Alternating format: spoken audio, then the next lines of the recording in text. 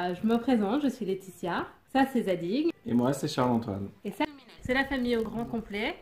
Si on compte le bébé que j'ai dans le ventre.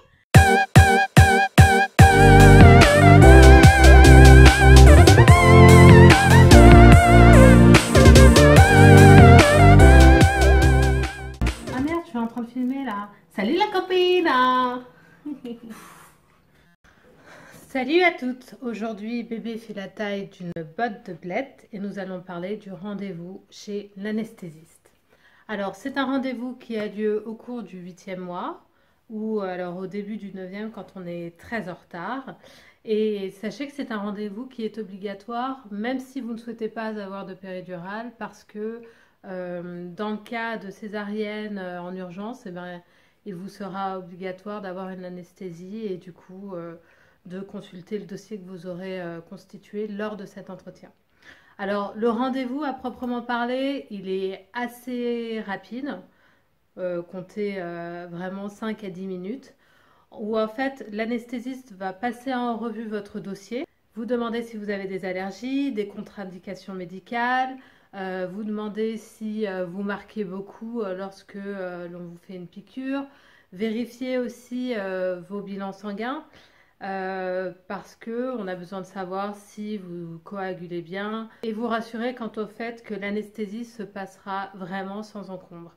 Alors, du coup, une fois qu'il a revu le dossier, qu'il vous a posé toutes ces questions et que vous y avez répondu, vous pouvez vous aussi lui poser vos questions, notamment sur les urbaines légendes qui traînent autour de la péridurale, enfin urban légende, je sais pas, mais en tout cas les frayeurs qui traînent autour de la péridurale, à savoir je risque d'être paralysée ou alors l'aiguille est tellement grosse que je vais la sentir passer, que je vais avoir mal au dos. En ce qui me concerne, pour ma péridurale, tout s'est très bien passé, j'ai rien senti. Et surtout, ce qui va vous apprendre et l'examen le plus approfondi sera celui de votre dos. Donc savoir si vous avez des douleurs au niveau du bas du dos, qui constitue en fait la zone où ils vont piquer et du coup vous introduire l'aiguille pour la péridurale. Dit comme ça fait peur, mais je vous assure, de toute façon, on a tellement mal aux contractions et quand on n'a pas la volonté de le faire sans, c'est juste une bénédiction. Et donc pour ce faire, pour bien être piqué, il y a un geste à adopter. Alors, je vais vous le montrer. Premièrement, vous êtes de profil. Plaquez votre menton contre votre torse.